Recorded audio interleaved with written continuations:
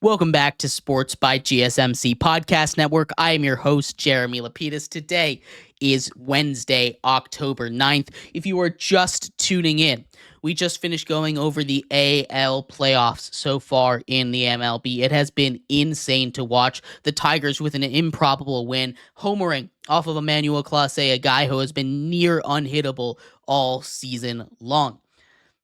The Royals tying up the series with the Yankees after a back-and-forth Game 1. They dominate in Game 2.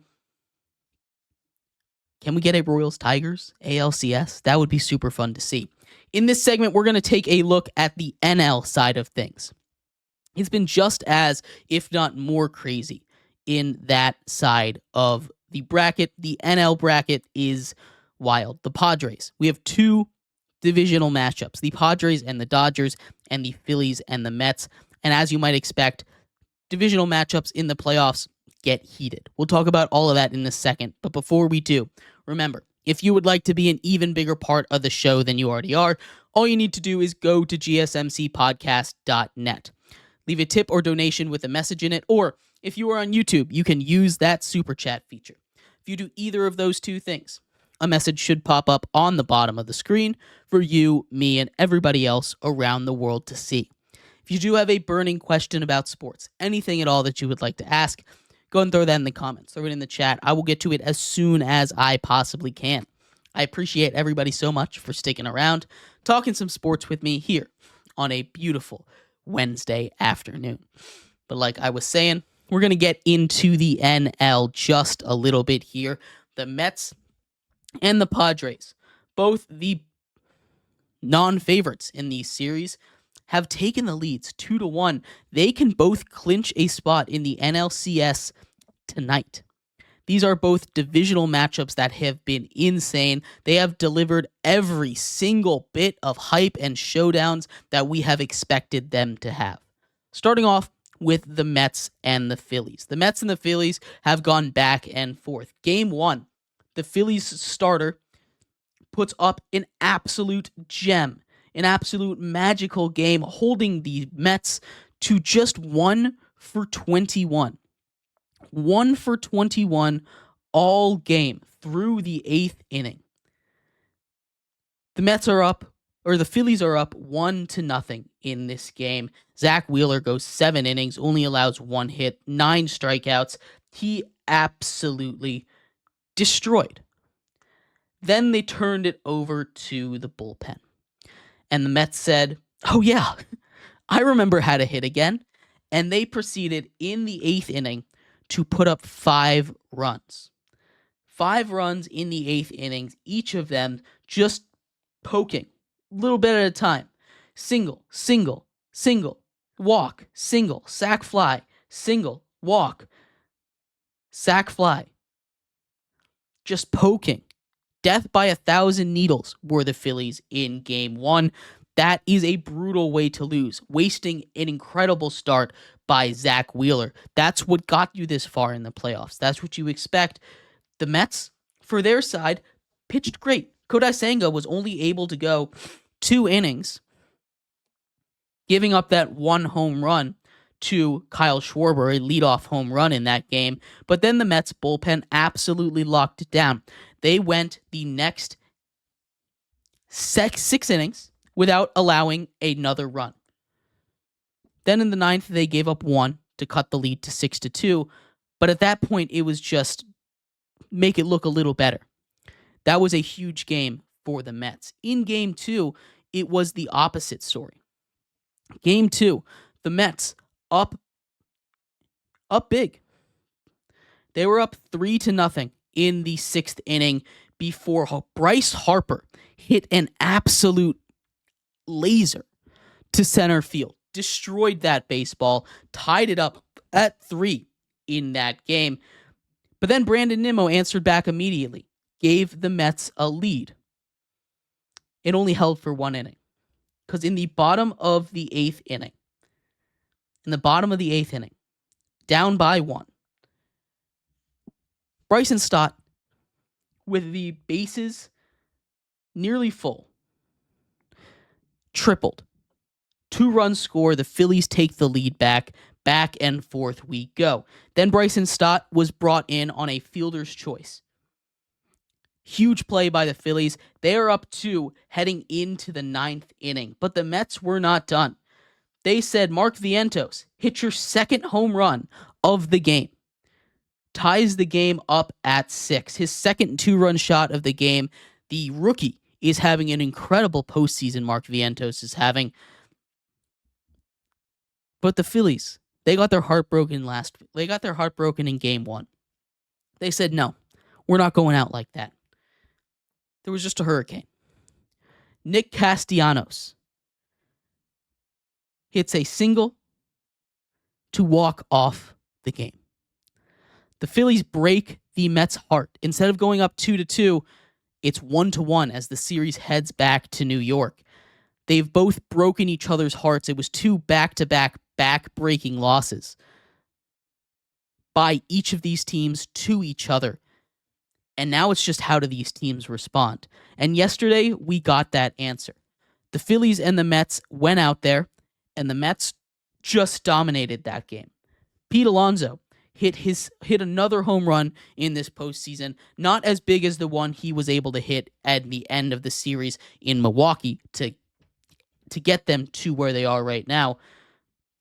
But not only did he home run, Jesse Winker hit a homer. Jesse Winker, the pickup from the Washington Nationals at the trade deadline. He has been huge as an emotional kind of leader in that clubhouse, getting the fans fired up. He's been really good at that. Even when he was on the Nats this season, a bad team, he was very good at getting it going. The Phillies just dominated this game. They were up 6-0 in the 7th, and at this point, the Phillies had nothing they could do. They tried their best to get back into it, but everything was clicking for the Phillies, for the Mets. And the Mets took a 7-2 lead. They win this game 7-2. Game 4 is today. The Phillies on the brink of elimination. You've got Ranger Suarez versus Jose Quintana. Both of these pitchers have been awesome so far this season. Jose Quintana, 0 ERA in the playoffs. Ranger Suarez has been great. He's one of the best lefties in the game. He started off as one of the hottest pitchers in the game, was up there for the Cy Young before cooling down just a little bit. This is the game the Phillies need to win, and they're throwing out some of their big guns. This is one of their big 3. I think the Phillies get this done, heads back to Philadelphia for a decisive Game 5. But this should be a lot of fun. Both of these teams are kind of clicking on all cylinders. It's been back and forth. If the Phillies can't get their bats going early, they're going to be in trouble. That's what happens in both of the games they've lost, and Quintana has been really good for the Mets all season long. So maybe the Mets can just jump on the Phillies early, but this is going to be a tough game. The other NL series, the San Diego Padres host the LA Dodgers in what has been the wackiest, wildest series of them all.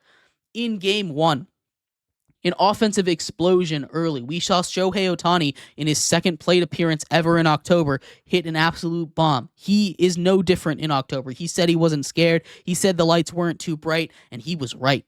He absolutely was ready for this moment. The Dodgers take Game 1 in back and forth fashion. It was a great game to watch. Both of these offenses were clicking. And then in Game 2, stuff went down. First inning, Mookie Betts hits a home run. Or was it? Turns out Jurickson Profar robs the home run from Mookie Betts, absolutely steals the ball basically out of a fan's hands, and pretends like he doesn't catch it. Lets Mookie Betts get all the way to his shortstop position before saying, yep, guys, I've got the baseball right here, not a home run.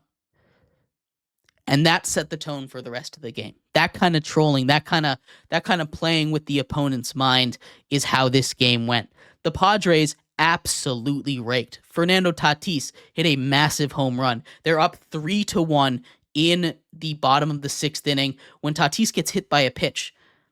Manny Machado thinks that's on purpose. Doesn't make sense for it to be on purpose. It probably wasn't on purpose. But him and Jack Flaherty get into a fight. Jack Flaherty strikes him out. Manny Machado plays third. He continues talking in the next inning. And then the fans get involved. the fans start throwing stuff on the field, stuff at Jurickson Profar, stuff at Fernando Tatis. They start throwing stuff into the bullpen. The game has to be stopped. Yu Darvish, in the middle of throwing a gem, is in danger of losing all his momentum. I think it's a little bit of a shameful thing to do as fans, if I'm being completely honest. I kind of hate the move. It didn't end up working. Manny Machado gives a passionate speech in the dugout during this delay, and they go off. By the time the smoke clears, the Padres have scored 10 runs, have hit 6 home runs, and have absolutely demoralized the Dodgers. Game 3, back in San Diego. This is a huge, huge game for the Padres. They win this, they're a win away from the NLCS. Second time they would have beaten the Dodgers to get there. That is a huge accomplishment for them. They go out there, and this game starts off bad for them. It really does. Yesterday, we saw the Dodgers really explode in the first inning. They put up Mookie Betts in the first inning, does the same thing. Homer to left field. Jurickson Profar reaches out, isn't able to make the catch this time. Jurickson Profar not able to make the catch. Mookie Betts rounds the bases. They're up 1-0. But the Padres, not one to get shown up in their own ballpark, put up not 1, not 2, not 3, not 4, not 5, but 6 runs in the second inning. And that's all they were going to need. 6 runs in the second inning. Another monster home run from Fernando Tatis Jr. He has been on a tear this postseason. It's almost unfair what he's been able to do to baseballs so far, just crushing them. But the Dodgers say, you know what? We're not out of it. Because Teoscar Hernandez hits a grand slam in the third inning, responding. It's now 6-5. These teams have gone crazy in the first 3 innings. The second time they've combined for 11 runs in the first half of the ball game in just 3 games this series. This time, though, both teams lock down. Not another run is scored for the rest of the game. 6-5, the final score. That Padres bullpen is awesome. That back half is incredible. Jason Adam, Tanner Scott, Robert Suarez, excuse me. Sorry about that. It's been awesome. They have been able to shut down every single opponent that they have seen, and I cannot wait to see the Padres play again tonight. This is a huge matchup. Again, potentially to send them to the NLCS. Dylan Cease, the guy they got from the White Sox, the guy who threw a no-hitter earlier on this season, versus probably a opener for the Dodgers. They haven't decided who is starting yet, but the Padres are in a great position to escape at home, advance to the NLCS against maybe even the Mets today. We will find out, but it should be a lot of fun. Baseball is back. I think the Phillies win. I think the Padres win. I think the Tigers win, and I think the Yankees win today. Let's see what happens, though. I cannot wait for more playoff baseball. It has been a wild ride so far, and it should be so much fun to watch the rest of the way. Let me know what you think is going to happen today in baseball. I'd love to hear your thoughts. But thank you, everybody, so much for tuning into today's episode of Sports by GSMC Podcast Network. I've been your host, Jeremy Lapidus. We'll be back tomorrow, previewing Thursday Night Football, doing a little bit of college football talk, and of course, talking about these baseball games that are taking place right now. So make sure you tune in same time, same place for that, and I will see you then. Have a good one. Bye-bye.